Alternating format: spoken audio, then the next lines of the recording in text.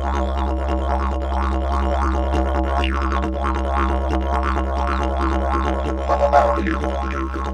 guys, welcome back to another episode of Ben's World, Come Live in It. And today's guest, we are featuring the one and only Angus Hamill. Angus, welcome to the show. Hey, pleasure to be here. I'm so excited to be sitting here in this setup after I've said it that many times on TikTok. It's a pleasure to be here. Thanks for inviting me. Yeah, well, it's usually the opposite, like usually it's you talking to me. Yeah. But today is vice versa. About time we swapped roles. Yeah, exactly. Now, Angus, I thought today we could talk about, and for everyone watching, I thought we would talk about your experiences working in radio. So you work with Coast FM with a show called Raw Youth Disability Radio. Tell us about that.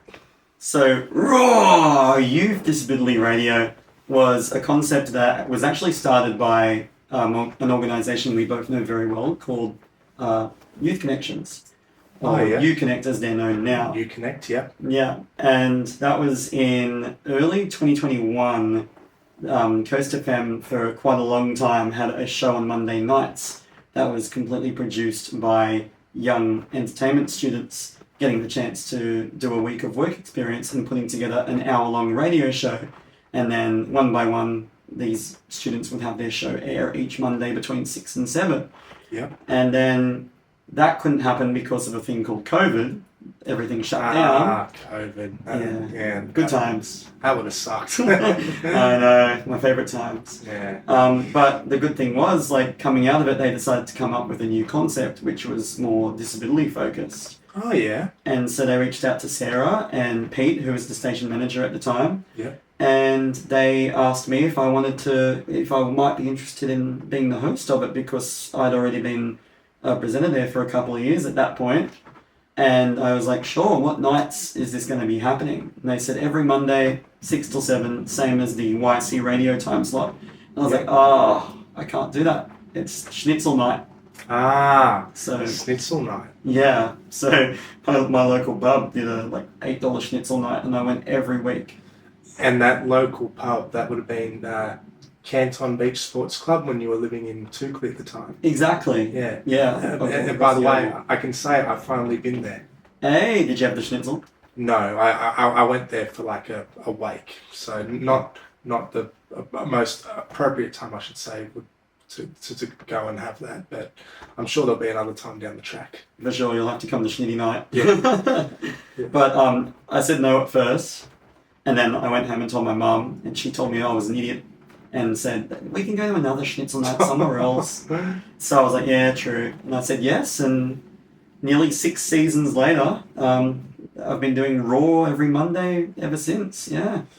Well, thank God your mum pulled you up on it, because if you turned down that opportunity, you probably wouldn't have gotten further to where you are now. No, I can't even imagine where I would be if Mum didn't convince me. I got a lot to thank her for. And leading up to that as well, we're going a bit back, but I can remember because we were both doing the same TAFE course together. You were doing a screen and media course, if I remember correctly. Yeah, TAFE, Hunter TAFE at, it was on the Ourimbah campus. The Ourimbah campus. Yeah, and they had 3 kind of artsy, I guess you could say, or entertainment sort of courses that were running at the same time in the same place. And then there was my one, which was Cert 3 in Screen and Media. There was you, Cert 3 in, I'm guessing you in music performance? Yes, that's correct. I was in music performance, yes. And then there was also Cert 3 in sound production. And yeah, we were all in the same place. And sometimes the classes would be the same topic and we'd all do stuff on the computers together and that sort of thing. Yeah, because I remember when I first joined, I came across you, and I think there was James as well. Yeah, James did it, yeah. Yeah, he did it as well. And we all ended up at Coast FM. yeah, because speaking of Coast FM, I think I from memory I remember, I think it might have been somewhere around 2022. I came in do an episode with you guys, and when you found out there was a Ben coming, you didn't know it was actually me. That's right. Yeah, I think Sarah was the one that contacted about that. Station manager. Yeah, well, I think because at the time I was living at home, and living at home, I sort of had Mum helping me with everything.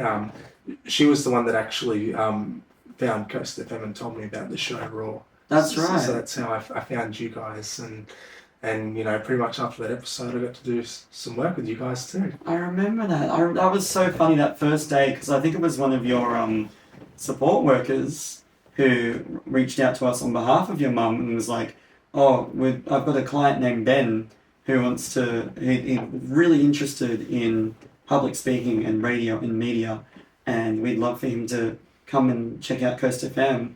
And then that's when Sarah was like, "Oh, he'd be great to come on Raw as a guest." And I was like, "Yeah, let's bring Ben in." And she was giving me all the info about you, and she was like, he's Indigenous, he lives with cerebral palsy, he's a massive Rabbitohs fan, and it never clocked that it was you. It never clicked with your mind. Yeah, until the day you came, and I saw you walking up the path, and I was like, Ben Kemsley. Yeah, I was like, no way. That was the day. That was, and that was really cool. Because that day we recorded a chat about your Aboriginal background. That's right, we did too. Yeah, I remember that. And the amazing story of your grandparents too, I believe. Yeah, I think there was a little bit of that in there, and talking about footy, as you can tell, the jersey I'm wearing, Rabbitohs supporter. Indeed. Yeah, very proud Rabbitohs supporter as well. 100%, especially after seeing AJ become the greatest all-time try scorer. And he keeps breaking the record every week. Definitely. He broke it twice against the Storm. Yeah. Well, double on his 250th. That's not too bad. Doesn't get better than that. Yeah. Yeah. So I think after when I did the first pilot episode with you guys, I then started doing some volunteer work with you as well, and I made more regular guest appearances, which I thought was pretty cool as well. You did. It was really fun, and we covered a lot of things. We covered footy. We covered a lot of your experiences in your life. We covered the really unique position of living with cerebral palsy and autism, which was a really interesting chat. And then, of course, I think the highlight of your time at Coast FM with us, I think you'll agree, would be one particular interview that you set up pretty much completely by yourself with one yellow wiggle. Yep, that's it. Greg Page. He was incredible, wasn't he? Yeah, honestly, that is very hard to describe and put into words. It felt so surreal to be able to sit down and have a chat with him. Because I've been doing all the planning, emailing Heart of the Nation, and preparing with all the questions. And I think I still remember the day quite well. I remember one day we were in the studio. I think we were talking about future segments and upcoming field trips, because that was another thing we did too. We used to do some pretty fun field trips. That's right. Yeah. Do you remember the ones that you came on with us? We went to a gym, was it? Yeah, we did do a gym one. Yes, yeah. I do remember that. What else did we do? Oh God. Oh, we also did the race car one. Where was that? Oh, at Eastern Creek. Eastern Creek. Yes, that's the one. Yes. When Steve Wheatley drove a car. Yeah. I'm surprised. And he's blind, by the way, for those that don't know. Steve Wheatley. Yeah. And he drove a car for the first time, which is pretty nuts. Yeah, I don't know how he managed to keep the car on the road. Yeah. You know what was the best part? I stitched him up by signing him up for that. Yeah. And then he stitched me up by nominating me as one of his passengers. Yeah. So I was in the back seat while he was doing laps around Eastern Creek.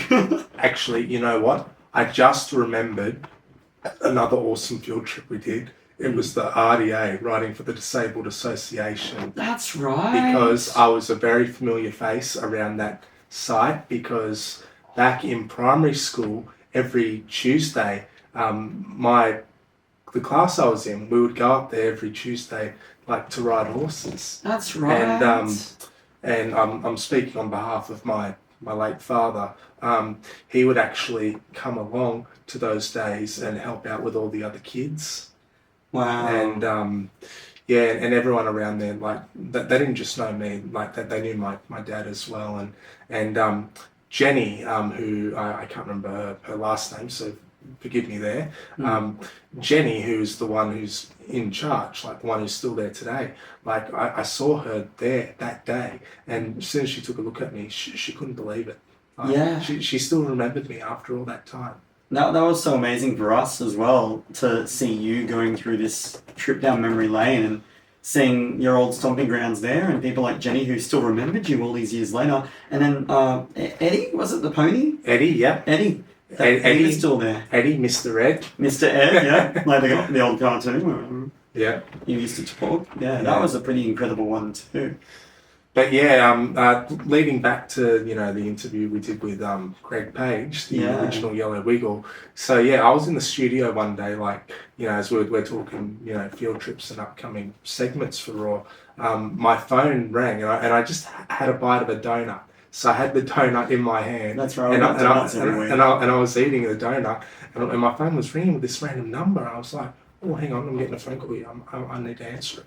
And so I pick up the phone, and I hear this voice in the background saying, hello, is this Ben who I'm speaking with? I'm like, yeah, who's calling me? He says, it's Greg Page, mate. And I was like, I was shaking. Like, I remember. My phone was in my hand. I was like, what's going on? Oh my gosh. Like, honestly, the fact that he took the time out of his schedule to give me a call. Directly call me and follow up. It just goes to show how humble of a bloke he is and how laid back he is. And the same goes for the other three guys, like Jeff, Anthony, Murray. They're all very laid back guys, but Greg's like a person who I have a lot of time for. Yeah, and he had a lot of time for you as well. Yeah. And most people of that kind of caliber of celebrity, they would communicate exclusively through like PR people, receptionists, assistants, back and forth that way. But the fact that he was like that impressed by you reaching out about Heart of the Nation, his charity, to appear on our show, to call you directly about it, like that was just incredible. And I'll never forget, we were all in the conference room and you stepped out to take the call. Yeah. And you came in and your eyes were like a barn owl's. They were the biggest, widest. Holy moly, I can't believe it's like they were about to pop out of my head. Seriously. And you were like shaking, you were holding your phone like this, just like the shock on your face, and we were like, what? I was starstruck, man. Like, and I think it was like probably 3 weeks before I actually met him in person. Yes, because there was a Wiggles, was it a Wiggles thing? Or no, it wasn't a Wiggles thing. Greg was doing a charity gig down at Model Farms High School. Yeah, right. And Paul was there as well, Paul Field, and Jeff was there. And I thought I really would like to go to this event. So what I did was I got the tickets, and I didn't even think I was going to meet him. Like I thought it was just going to be watching him perform on the stage, and then that would be it. But I actually came across the event organizer, who was actually Greg's sister, and I had a lovely chat with her actually, and she said, I told her that, because I was with Coast FM at the time, I told her that I had an interview lined up with him, and I said that I'd love to say hello after the show if it's possible. Actually, no, I didn't say that. I said I got an interview with him, and he'd been my hero since I was a little boy. And she's like, oh, after the show I can bring him out so you can say hello. Oh, wow. And I was like, that would be awesome. I remember when we actually set up the recording for the episode and he hopped on the Zoom with us. Like, he remembered that too. He did, and I remember the date for that well. It was I think it was the 13th of December, 2023. 23? Yeah, so it's coming up to 3 years. Oh my God. Because I remember it was, I'd say a week, but 9 days before the reunion out at Penrith. That's right. Because I remember talking to him about it. Wow, gosh, I can't believe it was that long ago. Yeah, crazy, eh? The time flies. And still to this day, one of the most high-profile guests we've ever had on Raw. 100%. And I was like so proud still that you put that together all by yourself. Me too. I felt like it was a bang, like went out on a bang. Definitely. Because, like my experience with you guys with Coast FM / Raw Youth Disability Radio, it helped me get to here. Yeah. So this is a proud moment. I got to take my hats off to Coast FM and to Raw and to yourself. Oh, dude. But yeah, and now you're now with Triple J. Yeah, that's pretty incredible, isn't it? I can't believe I ended up at Triple J. Yeah. Give us a rundown of Triple J. Like, what do you do down there? So at Triple J, I'm a casual. I think my exact role is like content creator, but I kind of do all sorts of things. I just put my hand up for, but mostly I'm a late nights presenter down there. So that's not like a regular thing. It was like once a week, but like now it's just like whatever's free on the roster sort of thing. So every so often I'll put my hand up for a few shifts and they'll give me, oh, would you be free to do Thursday night this week? And I'll be like, yeah, absolutely. That sort of thing. And how long have you been doing Triple J now? So I started at Triple J as an intern back in October 2024. October 2024, okay, so yeah. It's been over a year now. Yeah, time flies. And I got that opportunity from being on a television show called The Assembly. The Assembly? I think I've briefly heard of that one. I don't know much about it. It's a show basically that was about a group of autistic journalist students. People wanting to get like media experience and stuff, and getting the chance to take part in like the first ever like fully autism friendly journalism course at Macquarie University, and then putting the skills to use by interviewing celebrities and stuff. So The Assembly, that was shot at Macquarie University? It was. The first couple of weeks were there, and then the rest of it was at the APC in Ultimo. The ABC. I think I know that one, the ABC in Ultimo. Yeah, good building. Yeah. And from that, I got the chance to apply for an internship at the ABC. Everyone did, which was really cool. But it took me forever to hear back. Everyone else had started their internships, and I hadn't even heard where I was going to be ending up. And then eventually I got an email saying, hey Angus, Triple J would love to take you on board. I was like, holy moly. That's a pretty big call. That is huge. Triple J is like one of the great radio stations in Australia. Yeah, I mean, I grew up listening to them and following the Hottest 100 and stuff really closely. Yeah.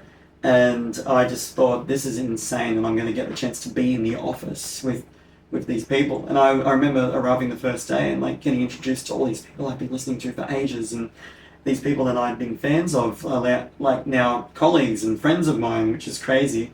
And I was an intern there for 2 months. Yeah. And it ended, and I didn't know what was going to be happening next. And then I bumped into one person from Triple J who now works as an employment inclusion sort of person at the ABC. Oh, yeah. And I bumped into her at a music festival, and then she was like, were you keen to come back as a casual? And I was like, yeah, that would be insane. Did she ask you that? She did. Wow. She said, I heard good things about your internship, and would you like to come back on as a casual? And I was like, yeah, I'd be silly to say no to that one. Mum doesn't even have to convince me this time. Well, that's right, because you moved out of home, didn't you? I did eventually, yeah. Much like yourself, followed in your footsteps. Yep. Yeah.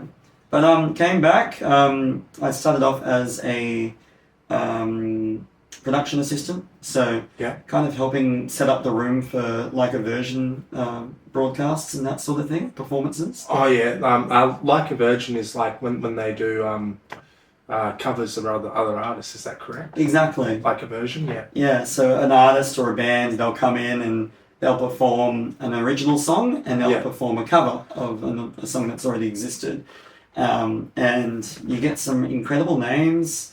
Some of them are like really cool, up and coming, like independent artists, but then you get some really big names that come in with us as well.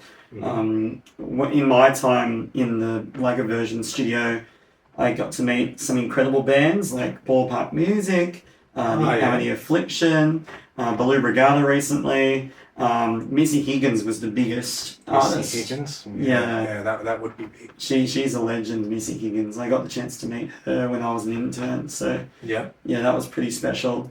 And then from there, I was on the side doing some demo reels of like, they would send me a playlist and say, present this like you're on Triple J, and introduce the songs and back announce the songs. Like say, okay, that song that just played was so and so. All right, coming up, we're going to be hearing a song by our featured artist of the week. But first, here's a tune by these guys. That sort of thing. Yeah. And then I'd send it through to the deputy content director, Dave, and he'd give me some notes and say, all right, give us another reel. And we were back and forth for a couple of months. I sent him like 6 or 7 demo reels. And in the end, I finally got the email saying, all right, we think you're ready. You're going to be a late nights presenter. And my first ever late night shift was Sunday, the 15th of June last year. Sorry, your first, like on air shift. Oh, late on air shift. Yeah, on air shift. There you go. I was going to say with the like a version thing, it's too bad you weren't there in like 2020 when the Wiggles went in to do like Elephant's Tame Impala. That would be insane. Like imagine if you were down there for that. There's a couple of like versions from the past that like really blew up, and that's like probably the biggest one because it ended up winning the Hottest 100. Yeah. And then there was also Royal Otis who did Murder on the Dance Floor, and that went viral as well. Ended up second in the Hottest 100. Who did that one? Royal Otis. They did Murder Royal on Otis. the Dance Floor, yeah. And that was really popular as well. And I was like thinking to myself, wouldn't it be cool to like be in the studio for one of these and you don't realise in the moment how big it's going to be. Yeah. And then it ends up being as big as like Elephant was for the Wiggles.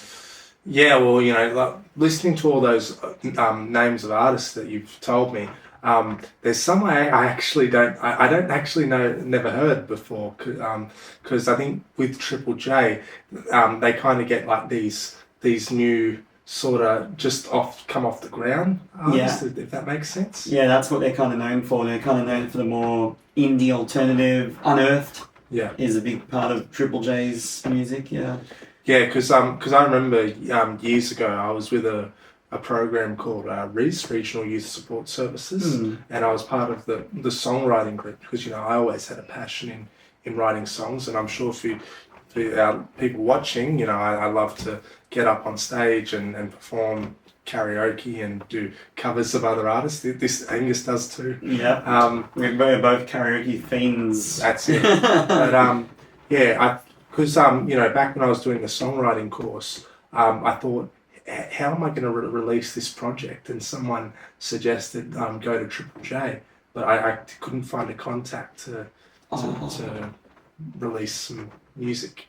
It's tough to know how to get that foot in the door. Yeah. It's tough to know who to approach. It's really, but like Triple J's got a website that's really good. It's called Unearthed.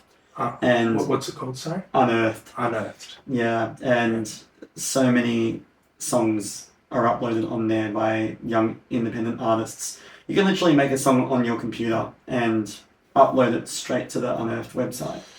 Well, that's something I've really wanted to do. Like that has been my dream to be creative in the music industry. I mean, I'm still part of Ben's world, and music is a part of Ben's world in a way too.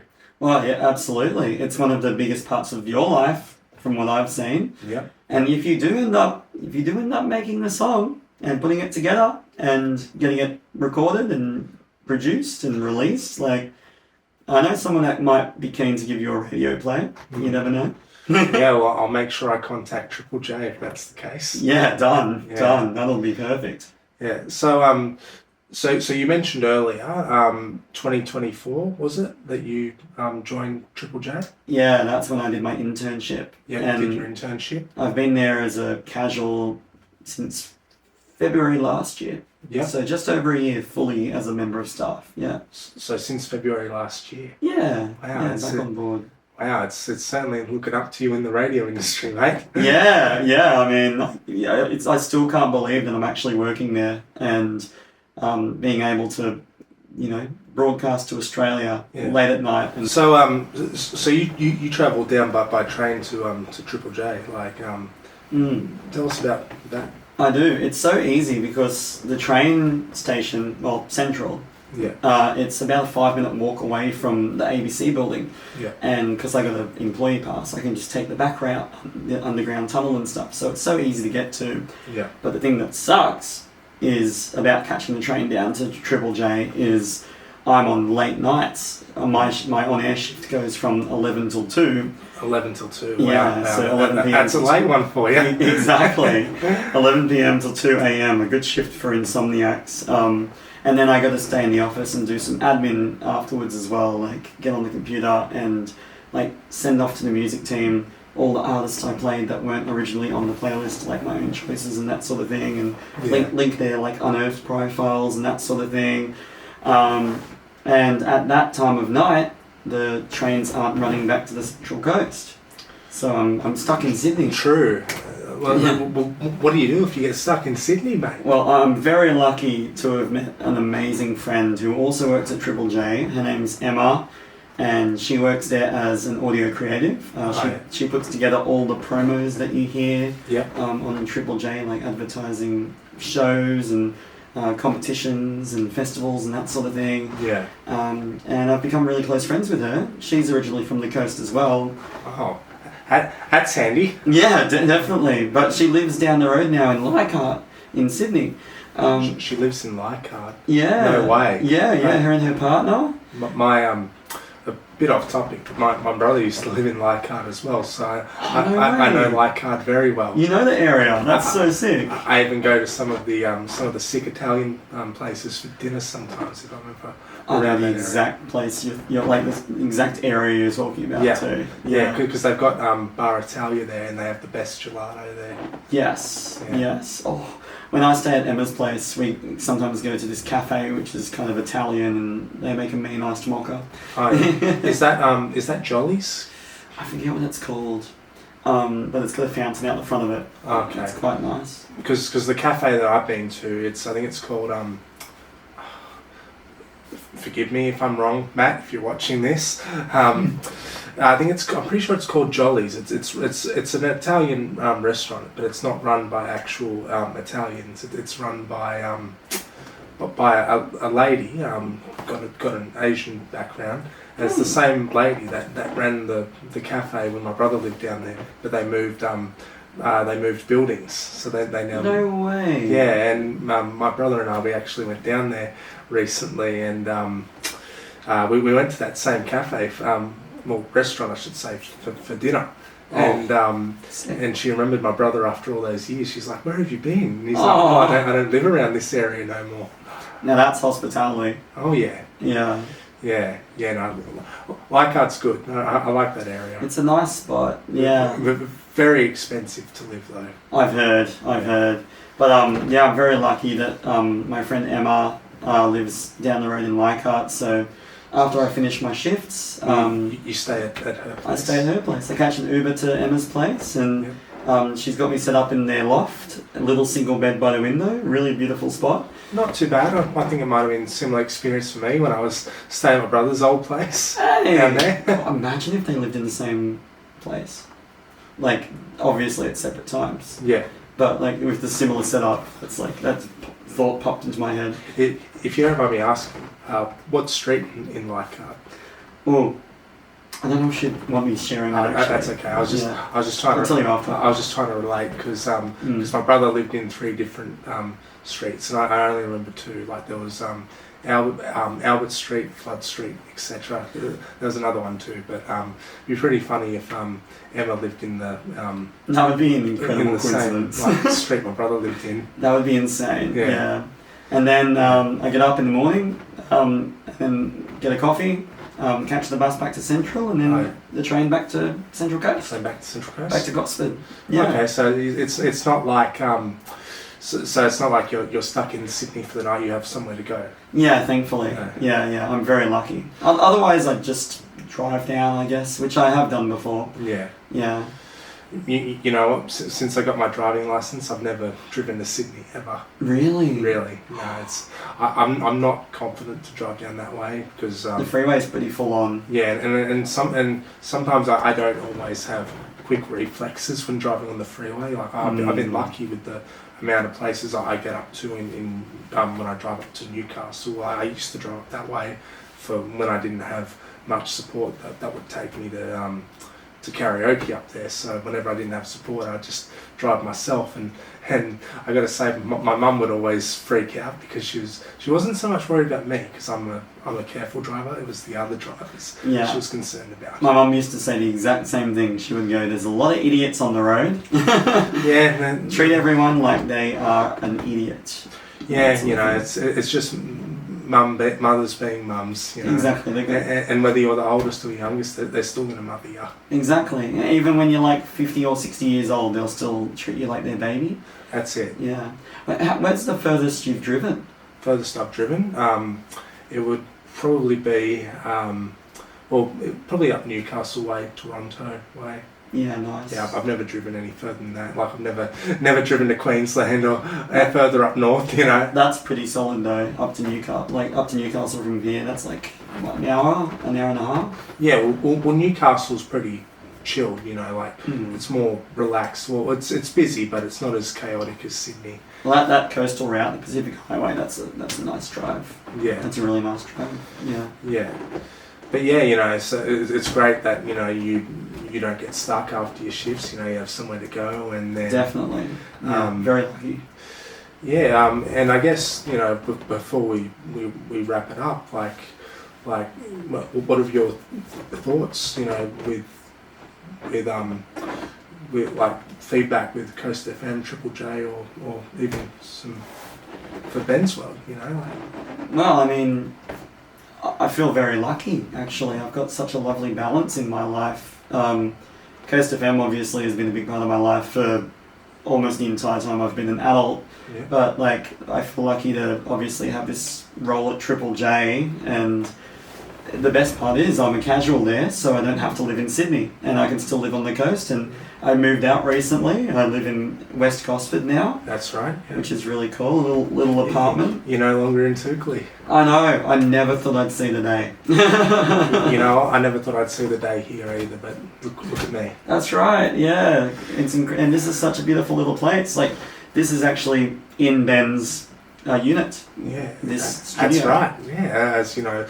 Everyone who's watching, they would have seen me like show them around the studio and all the snippets I do, all that stuff. And look at us, independent living, hey? Who would have thought? And before we sign off, I'd just like to say, you know, a quick shout out to Coast FM. You know, like thank you for all the time that I had with you guys, and thank you for all the work that we did. You know, I obviously wouldn't be in this position if it wasn't for you guys. So, hats off to Coast FM and to Raw. Oh. And I don't know much about Triple J, but I look forward to crossing paths with them in the future. Mayhaps, yeah. Yeah. And you're welcome back to visit at Coast FM. Oh, by the way, one thing as well before we wrap things up, I actually brought a present in for you. Oh, did you? What'd you? I brought a little, because I remember we were talking one week at karaoke about like. A few things you were getting to put up around the studio to like jazz it up a bit, kind of really represent yourself. Like there's a Alex Johnston thing that's coming soon, and that sort of thing. So I thought I'd get you something nice to maybe hang up here. Bring it out. Show everybody who's watching. I think that you're especially going to really love this. Oh, get out of here. Get out of here. No. There is absolutely no way that I'm wearing this. No. You don't have to wear it. You can just like put it up somewhere, you know, representing the state that you were born and raised in. Getting behind the blues. My God. It's an anniversary jersey as well. How did I know that this was not coming? I shouldn't have asked you to bring it out and show everyone. I'm sorry, guys. Sorry, Queensland fans who are watching this. No, they're all New South Wales fans, and they're flipping over this. 25. So this is their 2005 State of Origin jersey. Oh, so that would have been the last time before 20, Before the big dynasty. 2014, yeah. Yeah. No, I do have a real present for you. I just thought I'd show that off as well. I got this. This is an actual present for you. Oh, Yeah. let's have a look what it is. It's a New South Wales Blues poster. Oh, it better not be. No, it's a Manly poster. I will scream if this is a Manly jumper. Oh, wow. There you go. That's more up your alley. Look at this, guys. 213, Australian Rugby League's greatest try scorer. For Alex Johnston, yeah. Alex Johnston. And that number's changed. They need to update that. It's 219 now, I believe. Oh yeah, we you know he's just gonna keep scoring. Exactly. Wouldn't it be funny if you got like a little digital display and put that over the 3, and then you're like, every time he scored another try, you updated it like one of those deli counter things where it's like the 2 numbers. It's like 220. Beep beep. All right, we've updated it. He scored again. Yeah. Yeah. Well, AJ, my man, if you were watching this, I hope you saw that. I've got a poster of you to add to the studio of Ben's World, and plus I also have your limited edition.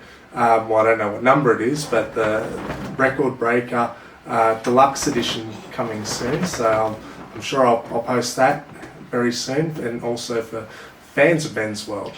Are you sure you don't want this? It's alright. You can have that, mate. I've been supporting Queensland for like 14 years. I'm not going to change. Fair enough. I mean, he can steer, okay? It would just be weird if I changed from one team to the other. That's fair. It's like with South Sydney. You know, that's never going to change. Is there like a player, like a South Sydney player, who, if he was playing for New South Wales, you might kind of go for him a little bit? I tell you what, if Alex Johnston had a position in the Blues, maybe. Well, Nathan Merritt played a game. Yeah, he did, but I feel like he started his origin a bit too late. Yeah, no, I agree. But you know, better late than never. Exactly, yeah. Angus, thank you so much for coming on today. I really enjoyed, us having a lovely yarn, and like I said, it's a bit different to how we usually do it, because it's usually you in this position and I'm usually like the guest. But I haven't been interviewed many times, so this has been a really cool kind of new experience for me too. Thank you so much, Angus. And thank you everybody who was watching and listening in today for another episode of Ben's World, Come Live in It. We'll see you next time, and remember, it's Ben's World, come live in it.